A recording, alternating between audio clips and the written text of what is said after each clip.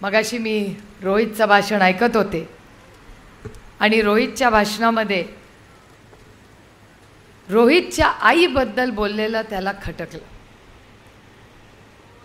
कोणीही कुणाचीही पात्रता काढू नये या मताची मी आहे आणि आईच्या बद्दल तर कोणी अपशब्द काढूच नाही या मताची मी आहे.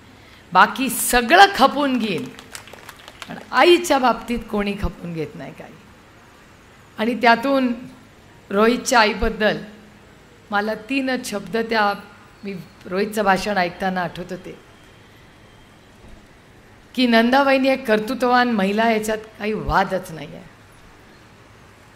पण त्याच्यात मातृत्व, कर्तृत्व आणि नेतृत्व हे तिन्ही गुण नंदावहिनींमध्ये आहेत. मातृत्व म्हणून त्यांनी आम्हाला सगळ्यांनाच प्रचंड प्रेम दिलं. आजही आमच्या घरामध्ये दिवाळीला सगळ्यात चांगला फराळ कोण करता, आमच्या बाकीच्या 2 वहिन्यांना माफी मागून म्हणते, पण सगळ्यात चांगले चिरोटे कोण करत असेल तर ते नंदावहिनीच करतात, दुसऱ्या कोणाला जमत नाही ते. आणि माझ्या आईला पण जमत नाही, त्याच्यामुळे माझ्या 2 वहिन्यांना फार काही वाईट वागायची गरज नाही.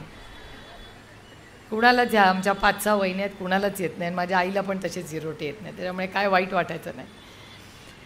पण ह्याला म्हणतात मातृत्व. दुसरं असेल कर्तृत्व. एक कर्तृत्ववान महिला म्हणून आम्ही नंदावहिनींकडे बघतो आणि त्यांनी अतिशय चांगल्या पद्धतीने संस्था चालवल्या, पण त्या कधी पुढे नसतात. आत्ता पण कुठे बसल्यात देवालाच ठाऊक, ते बघा कुठेतरी कोपऱ्यात बसल्यात. आणि नेतृत्व, जेव्हा कुटुंबावर अडचण येते तेव्हा त्या नेतृत्व दाखवतात. जे मातृत्व आपण कुणाचं पाहिलं या उभ्या महाराष्ट्राने, अनेक दशकात कुणाचं मातृत्व पाहिलं तर ते मा जिजाऊचं आपण पाहिलं. कर्तृत्व कुणाचं पाहिलं तर सावित्रीबाई फुलेंचं आपण कर्तृत्व पाहिलं. आणि ज्या अहिल्यांबद्दल आपण सातत्याने बोलत होता त्याचं नेतृत्व ह्या महाराष्ट्राने पाहिलेलं आहे. त्याच्यामुळे महिलांमध्ये एक प्रचंड मोठी ताकद आहे जी आपल्या प्रत्येकीमध्ये आहे. आता माझ्याबद्दल बरेच गैरसमज लोकांचे झाले. त्यांना सगळ्यांना वाटतं की मी फार घट्ट आहे. माझंच मला माहिती मी किती घट्ट आहे. लोक मला विचारतात की कसं काय तुम्ही अशा दिसता, असं काय वाटतच नाही तुमच्याकडे बघून टेन्शन आहे. मला दिल्लीमध्ये एखादी कोणीतरी एक गोष्ट सांगितली होती, माझ्या ध्यानात ठेवली मी. चिंता और चिता में एक ही बिंदू का अंतर है. चिता आणि चिंतामध्ये एकच बिंदूचा अंतर आहे. त्याच्यामुळे फार चिंता करायची नाही, फक्त म्हणायचं रामकृष्ण हरी. त्याच्यामुळे जवळून जेवढे माझ्यावर वार होतात सगळे प्रश्न विचारतात, हे ते बोलले, ते बोलले, ते बोलले. म्हटलं त्यांनी मला प्रश्न विचारला. किंवा आमच्या घरातल्या गोष्टी आज तर रोज टी व्हीवर ऐकायला जातात, ज्या झाल्या नाही झाल्या काय, आता मी त्याच्यात पडणार नाही. कारण का मी तुम्हाला सांगते या सगळ्याची उत्तरं माझ्याकडे आहेत, पण मी देणार नाही. ही माझी संस्कृती नाही आणि गप्प बसायला जास्त ताकद लागते. सहन करते, पण ते सहन करायचं इतका पण उद्रेक करू नका की एक दिवस काय होऊ शकतं.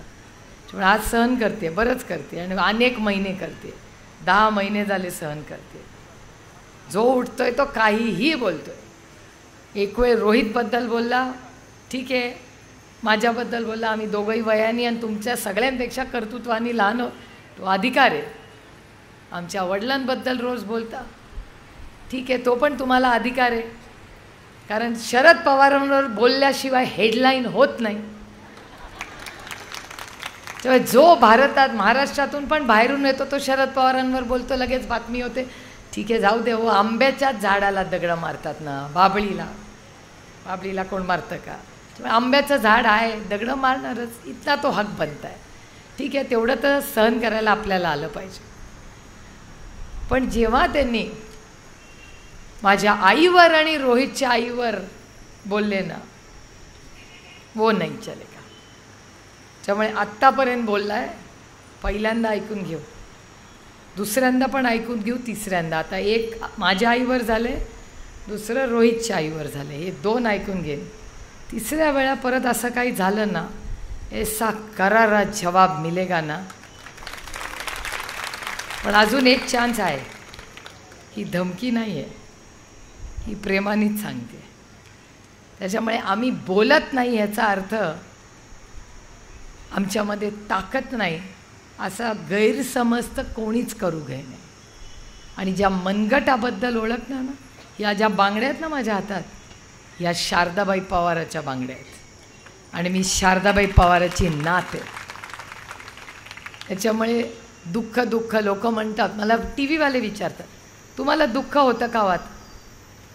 म्हणलं नाही होत, कारण का समय में बहुत बड़ी ताकद है. वाईट वाटतं सुरुवातीला, नंतर जेव्हा वेळ जाते ना तेव्हा दुःख वाटत नाही, कारण का मला माहिती आहे की मी राजकारणात कशासाठी आली. मी कोणाची उणीधुणी काढायला नाही राजकारणात आली. त्यांनी हल्ला केल्यावर मी उत्तर दिलं तर तुमचा गॅसचा भाव कमी होणार आहे का? त्यांनी हल्ला केल्यानंतर मी उत्तर दिलं तर डाळ 200 रुपयाला आहे, ती कमी होणार आहे का? एक आहे यांचं टी व्ही चॅनल चालेल दिवसभर, तेवढं नक्की होईल. ते दिवसभर बातम्या दाखवत राहणार, एवढंच होईल. आमच्या खानदानाचे वाभाडे चव्हाट्यावर निघतील, पण ते मी होऊ देणार नाही. कारण का जे शर्मिलाबाईंनी म्हणल्या, माझं माहेर आणि सासर या दोन्हीची जबाबदारी घ्यायची ताकद ही प्रत्येक महिलेमध्ये असते. आज इथे अनेक मुली बसल्या आहेत, अनेक जणी इलेक्शन लढलेल्या आहेत, अनेक जणी पंचायत समिती, जिल्हा परिषद सगळ्या लढलेल्या आहेत, पण कधी त्या नात्यात ते अडकल्या नाहीत. मी तुम्हाला सांगते, मी नात्यात का अडकत नाही, कारण का माझ्यासाठी देश पहिला, मग राज्य, मग पक्ष आणि त्याच्यानंतर माझं कुटुंब. उंबरठ्याच्या आत कुटुंब आणि उंबरठ्याच्या बाहेर जबाबदारी. उंबरठा ओलांडला की जबाबदारी, त्या नात्यांमध्ये अडकायचं नाही. आणि माझी लढाई कुठल्या नात्याशी नाही. माझी लढाई जो महाराष्ट्राचा विरोध करेल त्याच्या विरोधात पूर्ण ताकदीने मी लढणार, याच्यासाठी मी लढते. जो उठतोय तो महाराष्ट्राच्या विरोधात बोलतोय. आणि मला एक प्रश्न विचारायचा आहे, जो येतोय महाराष्ट्राचा विरोध करण्यासाठी, तो तुमच्या महागाईबरोबर कोणी बोलतं का? आजचे मूलभूत प्रश्न काय? ते इलेक्शन कशाबद्दल आहे? हे या देशाचं इलेक्शन आहे का पवारांचं इलेक्शन आहे? आणि मला एक गंमत पण एक आहे की संपूर्ण देशामध्ये जर फक्त बारामतीचंच इलेक्शनची चर्चा होत असेल, याच्यातच बारामतीकरांचं यश आहे आणि शरद पवारांची ताकद आहे. बारामती म्हणजे शरद पवार आणि शरद पवार म्हणजे बारामती. दुसऱ्या कोणीही गैरसमज, मी आणि रोहितनी गैरसमज करू नये, हे सगळं आमच्यामुळे. आणि तुम्ही काश्मीर टू कन्याकुमारी अनेक वेळा तुम्ही फिरला असाल. काश्मीर टू कन्याकुमारी कुठे जावा आणि सांगा की मी बारामतीवरनं आले, लोक कुणाचं नाव घेतात? पवार साहेबांचं नाव घेतात. त्याच्यामुळे आमच्या कुणाचेच नाही. परवा एकाने मला विचारलं की ही लढाई यांच्या, म्हणलं अहो आम्ही सगळे परिवारवाद आहोत. रोहित पवार, अजित पवार, आत्ता सुनेत्रा पवार आत्ताच राजकारणात आले, सुप्रिया सुळे, आम्ही सगळे परिवारवाद आहोत. सुरुवात कोणी केली? शरद पवारांनी. आम्ही सगळे परिवारवाद आहोत. मग ते म्हणतात तुम्हाला परिवारवाद मान्य? म्हटलं मान्यच आहे ना, झालाच आहे. प्रतिभा आणि शरद पवाराच्या पोटी जन्म, मला काही कमीपणा वाटत नाही. आणि मी म्हणणार नाही की मी केलं, मी काही केलंच नाही आहे, आम्ही सगळ्यांनी मिळून केलं आहे. आणि माझ्या खिशातले पैसे देत नाही मी विकासाला. विकास खिशातून पैशातून करते का? तुम्ही आशीर्वाद देता, निवडून जाता, तुम्ही टॅक्स भरता, त्या टॅक्सच्या पैशातून आम्ही विकास करतो. सगळे विकास करतात आणि टीमवर्क सगळ्यांच्या मदतीनेच होतं. घरात लग्न कार्य असतं, एकटं करता का सगळं? का सगळे मिळून करतात? एक जण कार्ड वापटायला जातं, दुसरं साड्या बघायला जातं, तिसरा मंडपवाल्याकडे जातो. सगळे मिळून करतात ना. मान सन्मान करतो आपण सगळ्यांचा, पण कोणी एक माणूस सगळं करू शकत नाही हो. अति दुःख झालं आणि सुख झालं तरी माणसंच लागतात. सत्ता काय असते? सत्ता काय आहे मला सांगा? सत्ता फक्त एक माध्यम आहे तुमच्या आयुष्यात एक चांगला बदल घडवण्यासाठी, आणि त्याच्यापेक्षा जास्त काही नाही. आणि या सत्तेसाठी म्हणे कामं फक्त सत्तेतून आणतात. कोणी तुम्हाला सांगितलं फक्त सत्ता लागते?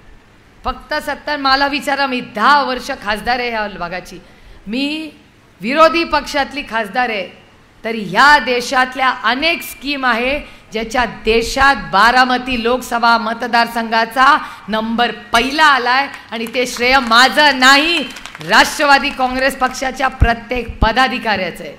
ते धावपळ करतात, ते कष्ट करतात, आम्ही सगळे मिळून लढतो, आम्ही प्रयत्न करतो, आम्ही. आणि त्याच्यामुळे बारामती लोकसभा मतदारसंघाचा नंबर पहिला येतो. वयश्री नावाची जी स्कीम आहे ज्येष्ठ नागरिकांसाठी आहे, दिव्यांगांसाठी आहे, वाराणसीपेक्षा बारामती लोकसभा मतदारसंघ पुढे, हे अभिमानाने मी तुम्हाला सांगते. आणि याच्या मागे आज इथे बसलेल्या सगळ्या आहेत ना, यांनी प्रचंड आणि इथे उभे असलेल्या सगळ्या कार्यकर्त्यांचे मागचे कष्ट आहे. जल जीवन मिशन प्रत्येकाच्या गाव वाडी वस्तीत आला का नाही? टाकी कामं झाली की नाही? प्रत्येकाच्या गावात प्रत्येक वाडी वस्तीवर आज टँक आले. झालं ना? विरोधात आहे ना, बाकी पण सगळे माझ्यावर विरोधातच होते. कुणाच्या सरकारमध्ये झालं? महाविकास आघाडीच्या उद्धव ठाकरेंच्या काळात झालेला हा विकास आहे. तेव्हा दिल्लीत त्यांचं आणि इथे आपलं. आणि लोक म्हणतात एका विचाराचा. कोण तुम्हाला म्हणलं एका विचाराचा सरकार पाहिजे? मी तुम्हाला त्यातलं सगळ्यात सोपं उदाहरण सांगते. केंद्रात 10 वर्ष काँग्रेसचं, मनमोहन सिंग साहेबांचं आणि पवार साहेबांचं सरकार होतं की नाही? तेव्हा 10 वर्ष गुजरातचे कोण मुख्यमंत्री होते? कोण होतं? कुठल्या विचाराचा पक्ष होता तो? भारतीय जनता पक्षाची गुजरातमध्ये 10 वर्ष सत्ता होती का नाही? मग शायनिंग गुजरात केलं की नाही तुम्ही? याचा अर्थ केंद्रात काँग्रेसचं सरकार असलं तरी तुम्ही राज्य सरकारमध्ये होता, तेव्हा आम्ही मदत केली का नाही केली? मग जर गुजरातमध्ये भारतीय जनता पक्ष आणि दिल्लीमध्ये काँग्रेस हे होऊ शकतं, तर मग तुम्हाला असं का वाटतं की 10 वर्ष त्यांची सत्ता आहे आणि इथे कामं झाली नाहीत? होता तो कामं करण्याची पद्धत आली पाहिजे. सत्तेत असू दे, काय काय असतात की नाही, विरोधात असले तरी आज चांगलं काम करून घ्यायची पद्धत असते, त्याला चुणचुण असली पाहिजे. त्यामुळे हात जोडायचे, विनम्रता दाखवायची. आणि जेव्हा सत्तेत असलो ना, आपण जर लोकांची चांगले वागलो ना, तर विरोधात गेलो तरी लोक आपली कामं करतात. हा अनुभव मला आहे. रोहित आहे, किती वर्ष सत्तेत, तो आल्यापासून मला वाटतं तू विरोधातच आहे काय आमदार? 2.5 वर्ष सत्तेतला आणि अर्ध वर्ष विरोधातला. मला तर विचाराल तो उलट महाराष्ट्रात विरोधी पक्षात आल्यापासून जास्त पॉप्युलर झालाय, जास्त टाळ्या आत्ता घेतोय. कारण का? लढतोय. लोकांना लढणारी लोक लागतात. तो इतिहास कुणाचा लिहिला जातो? जो लढतो त्याचाच इतिहास लिहिला जातो. आणि त्याच्यामुळे पवार साहेब मगाशपासून सगळे त्यांचं वय काढतायत. बरं, ते आज व्यासपीठावर नाही आहेत, त्यांचं वय काढलेलं त्यांना आवडत नाही. ते म्हणतात म्हातारा कोण आहे? तुम्ही असाल. आणि मगाशी कविताताई तुम्ही म्हणला थकलेला बाप. माझा बाप थकलेला नाही आहे, माझा बाप श्रमलेला बाप आहे. माझा श्रमलेल्या बापासाठी, लेक नारळाचं पाणी लढणाऱ्या लेकीसाठी माझा बाप माझी बुलंद कहाणी आहे. आणि कोण म्हणतं, कोण तुम्हाला म्हणतं फक्त मुलगाच वंशाचा दिवा होऊ शकतो? अहो, लेक पण उभी शकते. संघर्षाच्या काळात वडिलांबरोबर उभं राहाल, काही कौतुक नाही, कर्तव्य. कशाला आम्हाला शिकवलं? मग शिकलो कुणासाठी आम्ही? आमच्या आई वडिलांनी आम्हाला फक्त सत्तेत बसणारा किंवा मक्तेदारी नाही आम्ही, की सगळ्यात चांगल्या वाईट काळात वडिलांबरोबर. जर सुखाच्या काळात आई वडिलांबरोबर राहिला तर त्यांच्या अडचणीच्या काळात जास्त जबाबदारी आपली त्यांच्याबरोबर उभी राहायची. आणि हे लेखच करू शकते. तुम्ही बघा इकडे तिकडे सगळे, जेव्हा एखादा वडील आजारी पडतो ना, हात धरायला लेखच असते तिकडे. मी काजीबात म्हणत नाही की मुलगे करत नाहीत, असे मुलगे आहेत. आणि रोहित त्यातला अतिशय चांगला मुलगा आहे जो आईचं करतो. आणि माझा मुलगा करेल अशी माझी अपेक्षा आहे. आता कालच ठरेल. माझी लेक चांगलीच आहे, पण माझी लेक गुणीच आहे, काय वादच नाही. मी पोराबद्दल बोलते माझ्या. पण हा संघर्ष मलाही, रोहित म्हणला तशी मलाही संधी होती. ती लाल दिव्याच्या गाडीने शानमध्ये आले असते, पण कुणाला पाहिजे अशी लाल दिव्याची गाडी? मला सांगा, मंत्री कुठले मंत्री तुम्हाला माहिती आहेत? चला लावते बेट. आपलं इथलं कुठलं ते आपलं साडीचं दुकान बारामतीचं फेमस, मोठा नाही, संवित छाजेडचं. मी चला तुम्हाला साडी देते ना, तर तुम्ही मला द्यायची. ह्या देशाचा, आणि मोबाईलवर चेक नाही करायचा, खरं खरं खेळायचं. आपल्यासारखं ते देवेंद्रजींसारखं कॉपी करून पास नाही व्हायचं. पक्ष फोडून मी आलो, नाही नाही, हम लोग पढ़ के आएंगे. आपण कॉपी करके पक्ष फोडून बिडून आम्ही नाही करत तसलं काय उद्योग. मला सांगा, ह्या देशाच्या कृषी मंत्र्याचं नाव सांगा. चला. अरे आधीच नांगे टाकली, माहित नाही. चला, तुम्ही आता फार लवकर हार मानली. आता ह्यांचं विचारू. आता तुम्हाला माहितीच नाही या बायकांना. या देशाच्या कृषी मंत्र्याचं नाव काय? शरद पवार. काय करावं बाई या बायकांचं. शरद पवार जर या राज्याचे आणि देशाचे कृषी मंत्री असते तर आज कांद्याची निर्यात कधीही थांबवली नसती, तुम्हाला पैसे मिळाले असते. या देशाचे कृषी मंत्री आदरणीय पवार साहेब असते तर तुमच्या शेतकऱ्याच्या दुधाला भाव मिळाला असता. आज या देशाचे पवार साहेब कृषी मंत्री असते तर 10 लाख कोटी रुपये ही कर्जमाफी उद्योगपत्याची झाली नसती. ह्या देशाच्या प्रत्येक शेतकऱ्याची सरसकट कर्जमाफी शरद पवारांनी केली असती. पण तसं नाही होते. तुम्ही बघताय काय परिस्थिती आहे. शेतकऱ्याची काय अडचण आहे. काल मी पुरंदरला होते, शेतकरी रडत होते माझ्यासमोर. कांद्याला भाव नाही, दुधाला भाव नाही. तुम्ही शहरात राहता, तुम्हाला दूध स्वस्त आहे का मला सांगा? किती?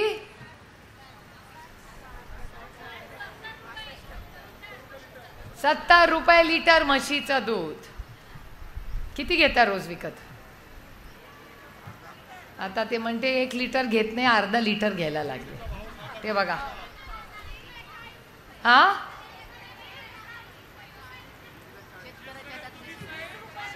शेतकऱ्याच्या हातात 20 रुपये आणि या ताईंना 70 रुपये.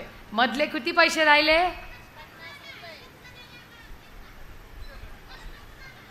म्हणजे 50 रुपये गेले कुठे?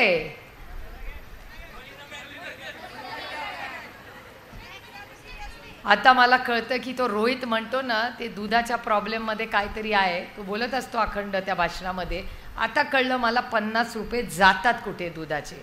म्हणजे शेतकरी 20 रुपये पदरात पडतात, त्याचा खर्च त्याच्यातून निघत नाही, आणि इथे 70 रुपयाला तुम्ही घेता, 50 रुपये जातात कुठे?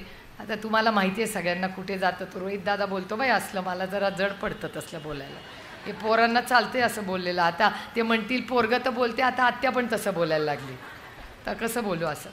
पण ह्या सगळ्या पार्श्वभूमीवर खरंच हो, आता 10 वर्ष झाली त्यांची. मी टीका म्हणून टीका करत नाही त्यांच्यावर, पण मला माहिती आहे काय परिस्थिती आहे. मी 2014ची माझी आज आई उपस्थित आहे म्हणून तुम्हाला सांगते की 2013-14 आपलं सरकार होतं, आणि आम्ही घरी गेलो ना की आमची आई म्हणायची, तुमचं सरकार येत नाही.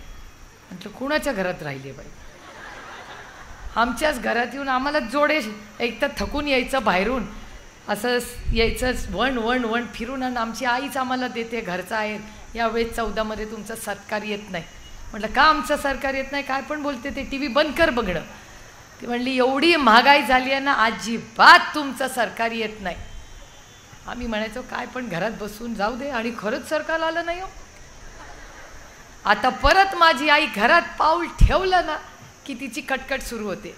तुला माहिती आहे गवारचा भाव, तुला माहिती आहे पावचा भाव, GST लय वाढलाय, दुधाचा भाव वाढलाय, भाजीचं झालंय नको झालंय, डाळीचा भाव 200 रुपये झाला. म्हटलं अगं बाई थकून आली, जरा पाऊल तर आत घरात येऊ दे. घरात शिरलं नाही की डाळीचा भाव 200 रुपये झाला सुरू होता आमच्या आईचं. जरा झालंय का 200 रुपये? भारी कटकट आमच्या घरात वाढली आहे. म्हटलं मग आता काय होणार? ती म्हटलं नाहीच येत त्याचं सरकार. मी 14 तुला सांगितलं होतं येत येणार नाही, त्याचं ह्याचं पण येणार नाही आता. कारण का महागाईनी कंटाळलोय हो आम्ही, कंटाळलोय त्या महागाईला. सिलेंडरला नमस्कार करून आपण बाहेरच ठेवू, प्रत्येक बूथला आपलं असेल ना तिथे यायचं, नमस्कार सिलेंडरला करायचं आणि पुढे जायचं. आणि तुम्हाला एक सांगते, तुमच्या घरात पण असेल, आमच्या अर्ध्यापेक्षा बायका सिलेंडर आता स्वयंपाक करत नाही, ते कपडे वाळवतात त्याच्यावर. खरं आहे की नाही? अजून चूल सुरू झाली का नाही? मी जिथे जिथे गावात जाते तिथे महिला मला सांगतात चुलीवर आम्ही स्वयंपाक करतो कारण आम्हाला सिलेंडर परवडत नाही. खरं का खोटं मला सांग. खरं आहे की नाही. आधी ते घासलेट पण स्वस्त मिळायचं आपलं. हां ते आधी मिळत होतं की नाही. मग आता मिळतं का. मग ते होतं ते बरं आहे काय. सिलेंडर कपडे वाळवायचं कुठलं पाहिजे आपल्याला. घासलेट होतं ते बरं होतं. बघा सगळ्या हो म्हणतात. त्याच्यामुळे दुर्दैव आहे की महागाई बेरोजगारी. आणि हे कुणाबद्दल बोलतात हो. हे सारखं म्हणतात की ह्यांना विकासासाठी मत द्या. विकास कसला विकास केलाय. ह्यांचा विकास झाला आमच्या पोरांचा विकास कधी होणार. अहो हिंजवडीमध्ये इथे आशा वर्कर आहे ती आज इथे नसेल. त्या फरेरो रेशरमध्ये मी कामाला परवा मीटिंगसाठी गेले होते. तिथे चॉकलेटच्या कंपनीची बाई मला भेटली. तिला मी सांगत होते की हिंजवडीमध्ये 6 लाख नोकऱ्या आदरणीय पवार साहेबांनी सुरू केल्या. ती मला हातवरती करून म्हणते त्या 6 लाखपैकी ना माझी लेक एक आहे. म्हटलं तुमची लेक तिकडे काम करते हिंजवडीला. ते म्हणले हो करते. म्हटलं काय लग्न होऊन गेली का. ते म्हणले लग्न होऊन नाही गेली. माझी पोरगी शिकली साहेबांच्या इंजिनिअरिंग कॉलेजमधून आणि आज हिंजवडीला पॅन्ट शर्ट लॅपटॉप कम्प्युटर घेऊन रोज जाते शाननी. म्हटलं राहते कुठे. ती म्हणली एकटी राहते. म्हटलं तुम्ही काय काम करता. ती म्हणली मी चॉकलेटच्या कंपनीत काम करते. म्हटलं तुम्हाला किती पगार. ती म्हणली 18,000. म्हटलं पोरीला 3 लाख रुपये पगार.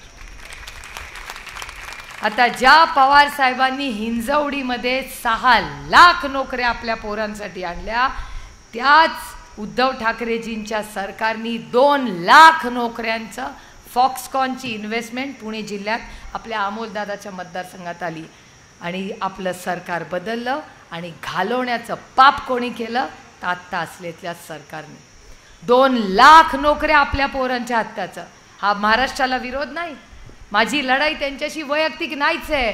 पण तुम्ही जर महागाई वाढवली बेरोजगारी वाढवली तर मी ताकदीने तुमच्या विरोधात लढणार. अहो संघर्ष काय एवढं नसतं. मी मगाशी तुम्हाला सांगत होते की रोहित आणि मी. आता रोहित म्हणला तो छोटा मोठा मंत्री झाला असता.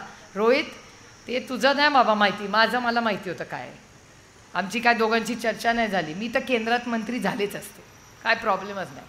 आपल्याला भाषा येते. आपल्याला तिथे बरं इंग्लिश येतं. बाकी त्यांना आवडतं माझं भाषण कारण का मी वैयक्तिक कुणावरही टीका करत नाही. त्याच्यामुळे भारतीय जनता पक्षाचा प्रत्येक मंत्री माझ्या जेव्हा युक्तिवाद होतो तो माझं नाव घेऊन म्हणतो की सुप्रिया सुळे तुम्ही जो मुद्दा घेतलाय तो या सरकारला मान्य आहे. हे मी म्हणत नाही आहे भारतीय जनता पक्ष म्हणतंय. कशाला नको. त्याच्यामुळे ठीक आहे मंत्री झालो असतो. म्हणून मी तुम्हाला परत विचारते की या राज्याचा कृषी मंत्री कोण. या देशाच्या कृषी मंत्र्याचं नाव अर्जुन मुंडा. अर्जुन मुंडा. अर्जुन तर लक्षात ठेव. मुंडा काय राहिलं तर अर्जुन लक्षात ठेव. अर्जुन मुंडा. अगं नाही का ते गाणं मा तेरा मुंडा काय बिगड गया है. हा मा तेरा मुंडा बिगड गया है. तसंच अर्जुन मुंडा. तर अर्जुन मुंडा त्याचं नाव. आता मला सांगा या देशा कृषी प्रधान देश नाही का. मग आहे. मग या देशामध्ये जर एक फुल टाईम कृषी मंत्री नसेल आणि त्याचं नाव बारामतीकरांना माहिती नसेल तर मग सुप्रिया सुळे असून संघर्ष करायचा का. या देशामध्ये ज्याला शेतकऱ्याचं हित माहिती नाही अशा सरकारमध्ये मंत्री व्हायचं. तुम्ही मला सांगा काय करावं मी. संघर्ष. आणि या महाराष्ट्राच्या स्वाभिमानाचा प्रश्न आहे. अहो मोडेन पण वाकणार नाही. अर्धी भाकरी खाऊन जगीन पण कुणाच्या दुसऱ्याच्या दारात कधी जाणार नाही. कधीच नाही. आणि म्हणून सांगते काय लागतं कोशिंबीर काकडीची का सोन्याची. काकडीची. काय करायची. सत्ता सत्ता सत्ता कशासाठी हो. आणि कोण तुम्हाला म्हणलं सत्तेतून सगळे प्रश्न सुटतात. सगळे सुटत नाहीत. आणि सत्ता जेव्हा कष्ट करून आपण कमवतो तीच खरी सेवा. घरं फोडा हे फोडा हे सगळे यांचे उद्योग. माझंच बघा ना लांब कशाला जायचं. माझ्या विरोधात एवढा काश्मीर टू कन्याकुमारी एवढा मोठा पक्ष हो त्यांना एक कॅन्डिडेट मिळू नये. एक माझ्या विरोधात लढायला एक. ते पण काय केलं आमचंच घर फोडलं आणि आमच्याच घरातली माऊली माझ्या विरोधात उभी केली. त्यांच्याकडे एक कॅन्डिडेट नसावा. एक. अरे लढाई करायची असेल तर समोरून वार करा ना, आमच्या घरात वार करून आमच्या घरातल्या महिलांना कशाला आमच्या विरोधात उभं कर. ठीक आहे, आता त्यांनी घेतला तो निर्णय, योग्य अयोग्य ह्याच्यात मी काय पडणार नाही. कारण का मी राजकारणात कशासाठी आले हे मला माहिती आहे. मी राजकारणात तुमच्या आयुष्यात एक चांगला बदल घडवण्यासाठी मी राजकारणात आले. आणि तो बदल तिकडे हाजी हाजी करून होणार नाही आहे. जेव्हा कांद्याचा भाव पडेल, तुमच्या कांद्याच्या भावासाठी मी तिथे लढत राहणार. तुमचा सिलेंडर महाग होणार, तुमच्यासाठी मी लढत राहणार. आणि जेव्हा तुमच्या मुलांच्या नोकऱ्या जाणार, तेव्हा त्याच्यासाठी मी तिथे लढणार. मी तिकडे त्यांच्यासाठी टाळ्या वाजवायला नाही गेलेले. 48 खासदार निवडून गेले या राज्यातून. 10 आपल्या विचाराचे, 38 त्यांच्या विचाराचे. एक तरी बोललाय का हो कांद्यावर? एक तरी आरक्षणावर बोललाय का? महिला सबलीकरणावर बोललाय की महिलांच्या अत्याचारावर बोललाय? कोण बोललाय त्याच्यावर? आज त्या कर्नाटकात काय रान पेटलंय बघितलंय का महिलांनी? त्यांच्याच पक्षाचा एक मुलगा, मी बोलणं पण खरं तर चुकीचं आहे या विषयात, मुलं आहेत, लहान बालकं आहेत तिथे, असे विषय बोलणं पण चुकीचं आहे. पण महिलांवर अत्याचार करणाऱ्या कर्नाटकात तुमचा कॅन्डिडेट आहे, तुम्ही त्याच्या प्रचाराला जाता, तुम्ही त्याच्यावर काही ॲक्शन घेत नाही आणि महिलांवर तुम्ही बोलता. हा अधिकार घालवून बसलेत सत्तेमधले लोक आज. आणि आरक्षण कुठे दिलं महिलांना आरक्षण? या इलेक्शनमध्ये अरे एवढा मोठा कार्यक्रम घेतला की लोकसभेत आणि विधानसभेत आम्ही महिलांना आरक्षण देऊ. दिलं, चेक लिहिला, सही केली, आपलं नाव लिहिलं, पण तारीखच नाही टाकली. कारण का त्यांना महिलांना आरक्षण द्यायचंच नाही आहे. आणि जर त्यांना आरक्षण द्यायचं असतं, त्यांच्या पक्षात का नाही त्यांनी दिलं? अहो, शरद पवारांनी ह्या देशामध्ये पहिलं राज्य जिथे 33% आरक्षणाचा निर्णय घेऊन आमच्या सगळ्या महिला भगिनी, ज्यांचे फक्त हात दिसायचे चहाला बाहेर देताना, ती उंबरठा ओलांडून आज या देशाचा झेंडा लावते. हा बदल कर्तृत्व महिलांचं. किती महिला, सक्षणाचंच उदाहरण बघा ना, लांब कशाला जा. सक्षणा माझ्यासारखी परिवारवाद नाही आहे. अजित पवार, मी परिवारवाद, आम्ही नाही शून्यातून सुरू केलं, पण सक्षणाने शून्यातून विश्व उभं केले. अशाच एका सभेत भाषण करत होती आणि त्या भाषणातून म्हटलं, अरे कोण आहे पोरगी? आणि त्याच्यातून तिचा आणि माझा प्रवास सुरला. विकास लवांडे, तुमची पण केस काय फार वेगळी नाही, तुम्ही पण माझ्या आणि अजित पवारसारखे परिवारवाद नाही आहात. तुम्ही पण नाही, गौरीताई पण नाही. गौरीताईचं पण कौतुक केलं पाहिजे. गौरीताई वकील आहे. गौरीताईचं प्रेग्नंट असल्यापासून काम करते. तहानं मूल होतं पण प्रचार करायलाही माऊली फिरायची. आता पत्रकं वाटतात ला, त्या दिवशी पोर फणफणत तापात होतं, मी घरी पाठवलं तरी म्हणते नाही नाही माझी सासू कोणतरी मदत करेल. ताई, ही लढाई आहे, ही ताकद महिलांची ताकद आहे. त्याच्यामुळे स्वतःला कमजोर समजू नका, कधीही समजू नका. मलाही माहिती नव्हतं माझ्यात एवढी लढण्याची ताकद आहे. खरं तर मी त्यांचे जाहीर आभार मानले पाहिजेत. मला वाटलंच नव्हतं एवढी घट्ट आणि मी लढवाई आहे. पाण्यात पडल्यावर पोहता येतो आणि ही सुप्रिया लढू शकते आणि जिंकू शकते. तर ह्या प्रत्येक घरातली एक सुप्रिया उभी राहू शकते. तुमच्या प्रत्येकीमध्ये कर्तृत्व आहे, तुमच्या प्रत्येकीमध्ये संघर्ष करण्याची ताकद आहे. एवढाच फरक की माझा संघर्ष रोज टी व्हीवर असतो, एवढाच फरक. संघर्ष प्रत्येकाच्या आयुष्यात असतो आणि मी नाही तो टी व्हीवर नेता, तिथली बाजू टी व्हीवर नेते. मी नाही काय बोलत.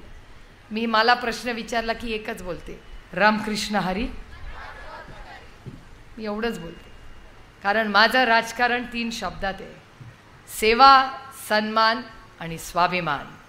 सेवा मायबाप जनतेची, सन्मान महिलांचा, शेतकऱ्यांचा आणि ज्येष्ठ नागरिकांचा, आणि स्वाभिमान तुमच्या आणि माझ्या महाराष्ट्राचा. त्यामुळे माझं हे आजचा हा सगळा कार्यक्रम, माझ्या सगळ्या वहिन्या आणि माझ्या बहिणी आज इथे उपस्थित आहेत. माझी मोठी ताकद त्या आहेत आणि त्या जशा माझी ताकद आहेत तशा तुम्ही प्रत्येक जणीचा संघर्ष, मी माझ्या सगळ्या सुखदुःखात तुम्ही सगळे राहिलेला आहात. पण ही लढाई माझी, पुन्हा मी सांगते, ही वैयक्तिक कुणाशी नाही, माझी वैचारिक लढाई आहे. आणि ह्या वैचारिक लढाईसाठी आपण एकत्र पूर्ण ताकदीने लढण्याची गरज आहे. कारण का महाराष्ट्रावर आज हल्ला होतोय. काय म्हणतात ते इथे येऊन? चंद्रकांत पाटील येऊन म्हणतात की आम्हाला शरद पवारांना संपवायचं आहे, त्यांना विकास नाही करायचा आहे, त्यांना तुमच्या आयुष्यात बदल नाही कमी करायचा आहे, त्यांना ना महागाई बेरोजगारी कमी करायची आहे, त्यांचं एकच लक्ष आहे की शरद पवारांना संपवायचं आहे. मला दिल्लीच्या तख्ताला सांगायचं आहे की जोपर्यंत शरद पवारांच्या या सगळ्या लेखी इथे आहेत ना, तोपर्यंत शरद पवारांना कोणीही संपवू शकणार नाही.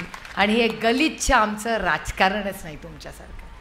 आम्ही सुसंस्कृत महिला आहोत, आम्ही स्वाभिमानी मराठी महिला आहोत.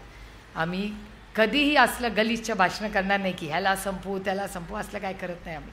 आम्ही फक्त हे इलेक्शन. आणि तुम्ही बघा, आता मगाशी कोणीतरी चिन्हाबद्दल विचारला मला एक प्रश्न. माझं नशीब बघा, गंमत आहे, माझ्या पांडुरंगावर फार प्रेम आहे बाबा. आणि माझ्या मुलांना मी 18व्या वर्षी पेन आणि 21व्या वर्षी विकत घेऊन दिलं. माझ्या मुलीला दिलं, नंतर माझा मुलगा लहान आहे, तर माझा मुलगा जेव्हा 21 वर्षाचा झाला तेव्हा मी म्हटलं तुझ्या बहिणीला मी घेतलं होतं तसं तुला पण घेते. तो म्हणला आता ते लागत नाही, कशाला पैसे वाया घालवायचे. म्हटलं का लागत नाही. तो म्हणला आता वेळ त्याच्यात नाही बघायची, मोबाईलमध्ये दिसते. म्हटलं खरं आहे. तो म्हणला नको मला ते. तर बघा, तो 3 वर्षापूर्वीच मला म्हणलं होतं नको मला ते मला कळायला पाहिजे होतं, शुभ संकेत होते ते. आणि माझ्या तेव्हा जेव्हा पक्ष गेला, चिन्ह गेलं, लोक म्हणले अरे पक्ष नेला चिन्ह घेतलं. म्हटलं मी पुन्हा सांगते, प्यार से मांगा होता ना तो दे देती. पण चुकीच्या पद्धतीने 4 तास 8 वेळा आदरणीय पवारसाहेब युक्तिवाद जेव्हा व्हायचा ना पक्षासाठी, तिथे शांतपणे बसलेले मी पाहिलेले. आणि ज्यांच्या पदरात पक्ष पडला ते एकदाही कोर्टात आले नाही, एकदाही. कारण का अदृश्य शक्तीने त्यांना सांगितलंच होतं तू काय करू नको बेटा, तुला देतोच मी. आम्ही 8 वेळा कोर्टात चढलो, 8 वेळा. पण न्याय नाही मिळाला. ठीक आहे, न्याय नाही मिळाला. लोक म्हणाले ओय रडत बसतील. त्यांना मला सांगायचं आहे, मी पुन्हा सांगते, ह्या माळावरच्या देवीची शपथ घेऊन सांगते, जिथे माझी आजी शारदाबाई पवार जायची, की शारदाबाई पवाराची नाते मी रडायला नाही शिकवलं, तिने मला लढायला शिकवलं. त्याच्यामुळे तुम्ही पक्ष चिन्ह सगळे घेऊन गेला, लख लाभो तुम्हाला. शून्यातून असं विश्व उभं करू ना की वीके न्यूज, राष्ट्र के नाम.